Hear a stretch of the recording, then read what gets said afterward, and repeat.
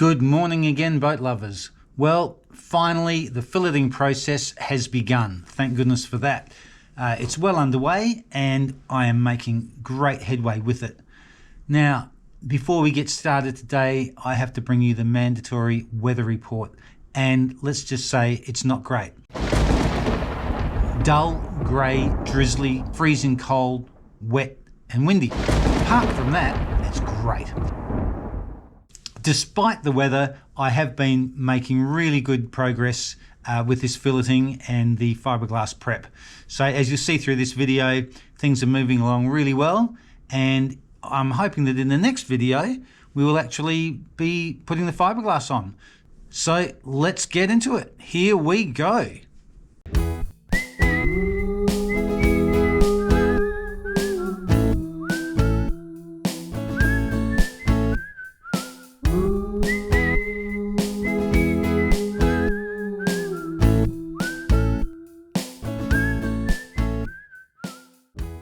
Hello boat lovers, welcome aboard. I'm Steve and I'm single-handedly building Dragonfly. She's a 53 foot or 16.2 metre flat bottom wooden riverboat.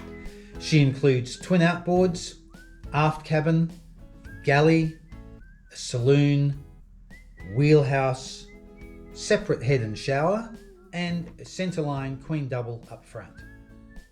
She's specifically designed for the sheltered and inland waters of the River Murray here in South Australia.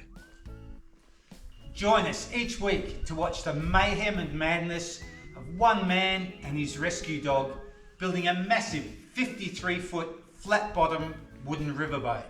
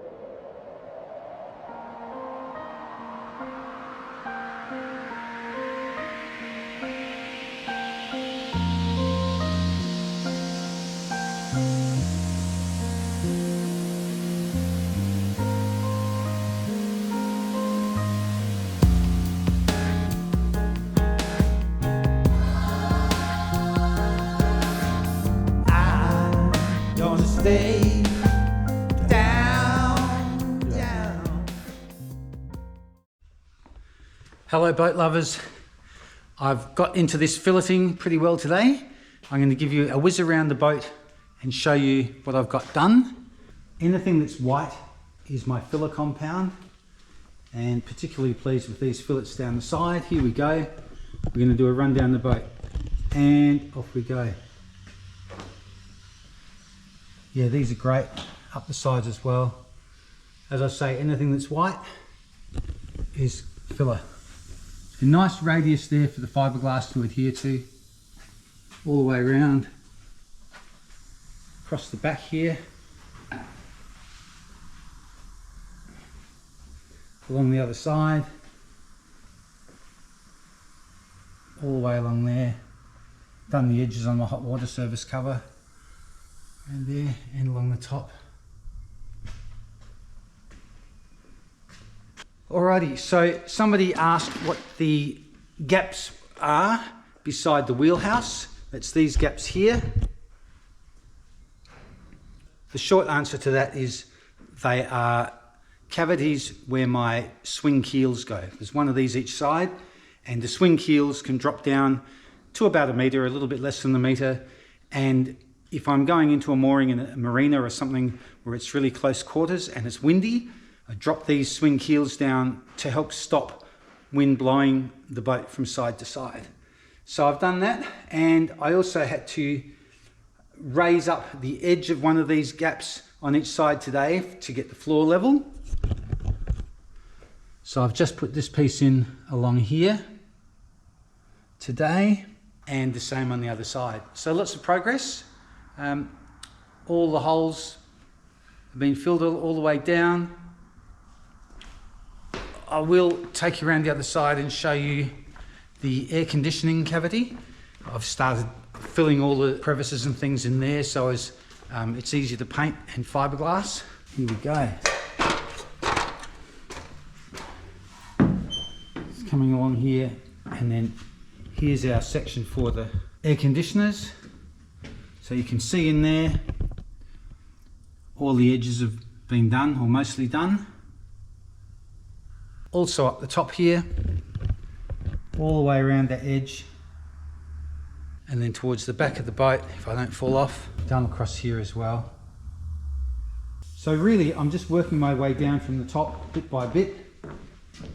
One of the areas I have to do next, which I'm not looking forward to because it's just fiddly, is the overhang of the wheelhouse roof, the section under there. And basically I just have to go around all these edges and put a little bead of filler around here and along here, around these edges. It just neatens everything up, makes a good finish, makes it really nice for painting, and that's what I'll be doing next. Sanding this filleting compound is not hard, it sands pretty well. Somebody also asked me why I'm using filleting compound instead of a fairing compound. Well, a couple of reasons for that. The first reason, I suppose, is because I'm not fairing at the moment. I'm filleting mostly, and with the filleting compound. The fairing compound that you can get is super fine, and it's great if you're trying to get a mirror finish, you know, that beautiful, absolutely gloss finish on something, and you put the fairing compound in very thinly. The difficulty with using it is that it's so fine that unless you get the consistency absolutely perfect, it will sag and run and leave runs all over the place. I'm not going for that sort of finish. I'm going for a roller paint finish, tipping it out with a brush to hopefully get a reasonably nice gloss finish on the boat. But I'm not trying to go for that mirror finish. So I won't be using a fairing compound. I'll be using my filleting compound. Everything's really smooth now anyway. I'll be going over all of this perhaps with a 120 grit, just lightly over it to make sure I've got all the little bits and pieces off before I paint, or before I fiberglass, should I say, and we'll go from there. Some of the fiberglass laps, where we overlap the fiberglass when I do the hull, I'll have to fair those, sand them out fairly smoothly, and then use quite a wide spatula just to go over the joins, and that should smooth those up. We'll cross that bridge when we come to it. For now, I've just done about a 7-hour day on this, and I'll be dreaming of epoxy and fillets tonight. So time for me to knock off and see you guys in the morning. See you then.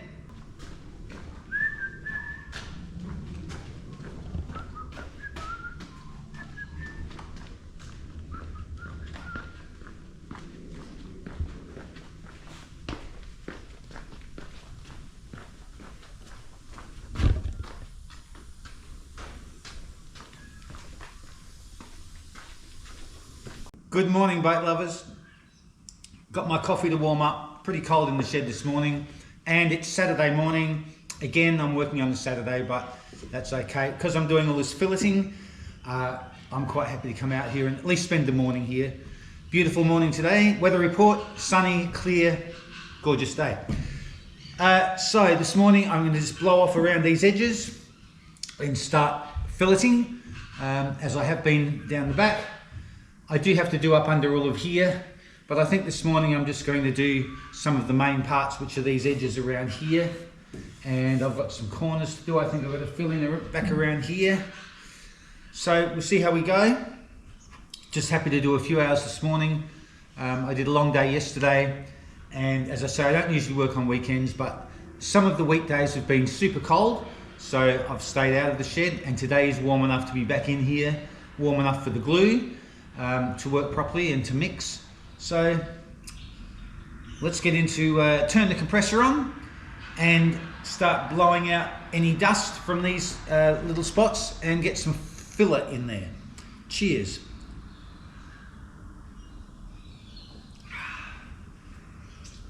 Oh, by the way, my windows will be coming in this coming week. Apparently they're all done. Somebody dropped one of the frames, so that had to go back to be redone. But I should be able to take delivery this coming week. Whether I'll be able to show you those windows in this video, I'm not sure, because it depends if I get them in time. But super excited about that, because not far away with being able to put those in. What a transformation that's going to make. That is going to be awesome. Anyway, first of all, get this baby filleted, sanded, and fiberglassed. Massive job, but that is just going to transform this project.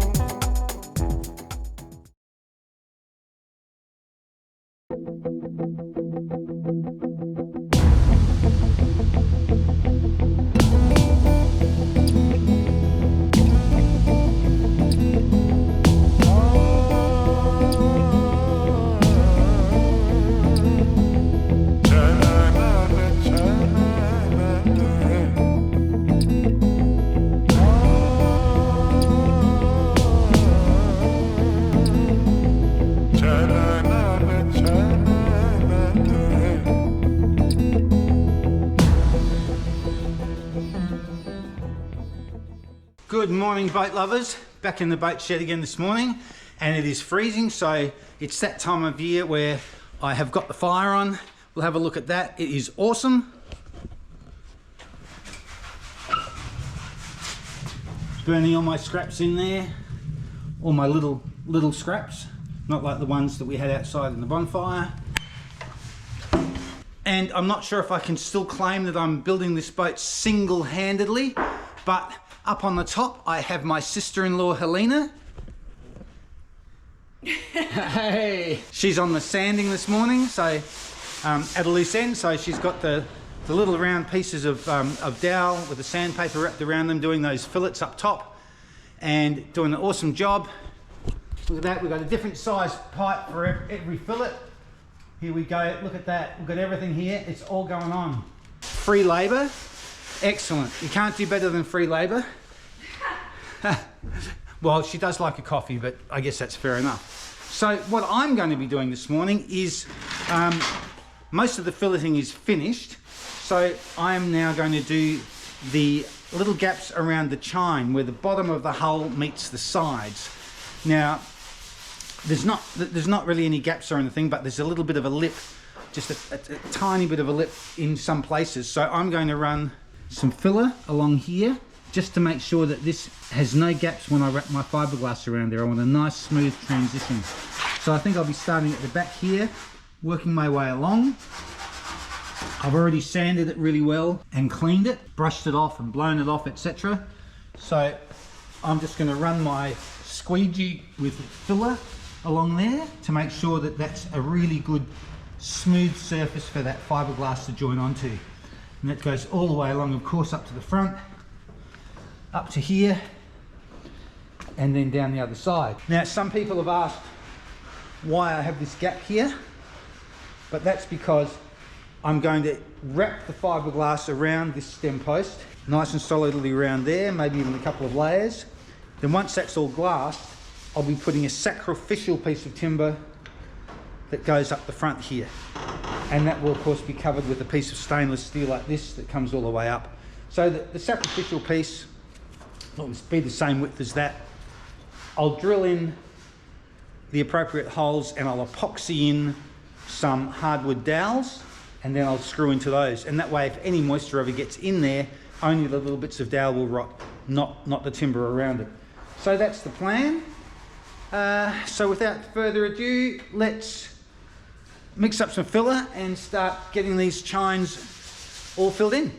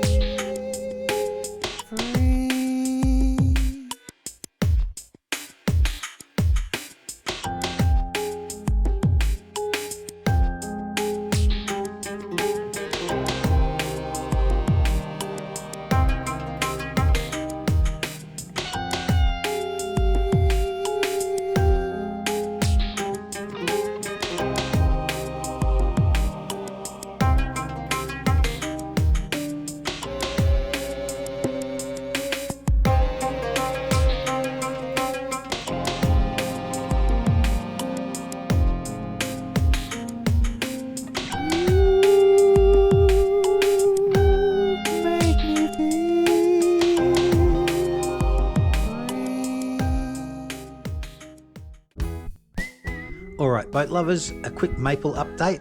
All her tests were clear and she's up and at 'em again, pretty much back to normal, so no idea what was going on, but great to have her back with us again. Meanwhile, if you enjoyed this video, please hit the like button, remember to subscribe if you haven't done so already, and we'll see you guys back in the boat shed next Friday. Catch you then.